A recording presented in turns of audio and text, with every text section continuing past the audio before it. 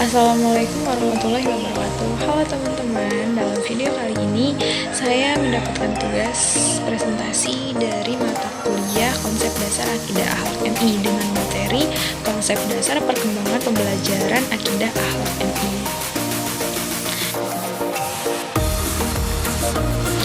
Sebelum itu, perkenalkan, saya Melati Anzalita Aulia Santana dengan NPM 224202049, Prodi PGMI semester 4, dengan dosen pengampu Bapak Kurnia Lukman MPD. Selanjutnya kita ke pengertian akidah akhlak. Akidah akhlak adalah bagian dari pendidikan agama Islam yang berfokus pada pengembangan keimanan dan akhlak siswa. Dalam konteks pendidikan, akidah akhlak melibatkan pengembangan keimanan yang tertanam dalam kalbu serta menjadikan keyakinan tersebut dalam bentuk realisasi, yaitu akhlak. Selanjutnya kita masuk ke jenis-jenis materi yang terkait dalam perkembangan pembelajaran akidah akhlak. Terdapat beberapa jenis, yaitu yang pertama pengetahuan, yang kedua keterampilan, yang ketiga sikap atau nilai. Dalam materi pengetahuan melibatkan pengembangan keimanan dan akhlak siswa. Pengetahuan ini meliputi fakta, konsep, prinsip, dan prosedur yang terkait dengan akidah dan akhlak. Yang kedua keterampilan. Dalam keterampilan melibatkan pengembangan kemampuan siswa dalam menerapkan nilai-nilai akidah dan akhlak dalam kehidupan sehari-hari, yang meliputi kemampuan dalam berinteraksi dengan orang lain, mengambil keputusan yang sesuai dengan nilai-nilai akidah, serta mengembangkan kesadaran diri terhadap akhlak yang terpuji. Yang ketiga yaitu sikap atau nilai. Dalam hal ini melibatkan pengembangan nilai-nilai akidah dan akhlak yang terpuji, yang meliputi kejujuran, kesabaran, dan kesetiaan, serta nilai-nilai yang lain terkait dengan akidah dan akhlak. Selanjutnya, pengembangan bahan ajar. Terdapat beberapa langkah yang penting terkait dengan pengembangan bahan ajar akidah akhlak di MI. Yang pertama, menganalisis kebutuhan bahan ajar. Yang kedua, menganalisis sumber belajar. Yang ketiga, menganalisis karakter siswa. Yang keempat, memilih dan menentukan bahan ajar. Analisis kebutuhan bahan ajar melibatkan analisis kebutuhan bahan ajar yang sesuai dengan karakteristik dan setting sosial siswa.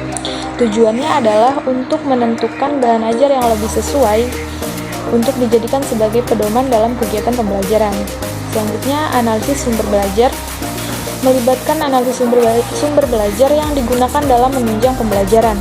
Tujuannya adalah untuk mengetahui bahan ajar yang lebih sesuai dan tidak memberatkan siswa dalam belajar, yang diharapkan bisa mendapatkan kemanfaatan dari kemudahan dalam memahami materi pelajaran.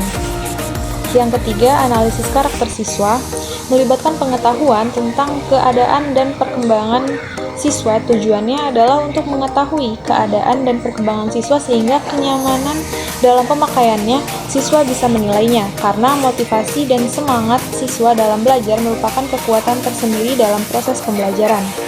Yang keempat, memilih dan menentukan bahan ajar. Dalam langkah ini sebagai tahap akhir dalam menentukan bahan yang harus diperhatikan, baik dari kecocokan dan menariknya dari suatu bahan ajar. Tujuannya adalah untuk menentukan bahan yang sesuai dengan kebutuhan siswa dan memudahkan guru dalam melaksanakan tugasnya sebagai seorang pendidik. Selanjutnya, kita ke pendekatan pembelajaran akidah akhlak di Madrasah Ibtidaiyah atau MI, yang melibatkan beberapa strategi yang efektif untuk meningkatkan kemampuan siswa dalam memahami dan menerapkan nilai-nilai akidah dan akhlak. Berikut beberapa pendekatan yang digunakan dalam pembelajaran akidah akhlak di MI. Yang pertama, terdapat pendekatan langsung. Yang kedua, pendekatan saintifik. Yang ketiga, pendekatan kooperatif. Dalam pendekatan langsung yang berpusat pada guru adalah salah satu pendekatan yang digunakan dalam mengajar akidah akhlak di MI. Pendekatan ini dirancang untuk menunjang proses belajar siswa dengan cara mengarahkan siswa secara langsung melalui bimbingan dan pengajaran guru. Yang kedua, pendekatan saintifik. Pendekatan ini adalah proses pembelajaran yang dirancang agar siswa secara aktif mengonstruk konsep, hukum, atau prinsip melalui tahapan-tahapan mengamati, merumuskan masalah, mengumpulkan data, menganalisis data, menarik kesimpulan, dan mengomunikasikan konsep.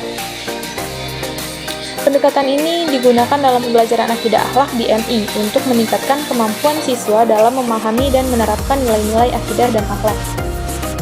Yang ketiga, pendekatan kooperatif. Pendekatan kooperatif ini melibatkan kerjasama antar siswa dan guru, dapat digunakan dalam pembelajaran akidah akhlak di MI untuk meningkatkan kemampuan siswa dalam berinteraksi dan berbagi pengetahuan.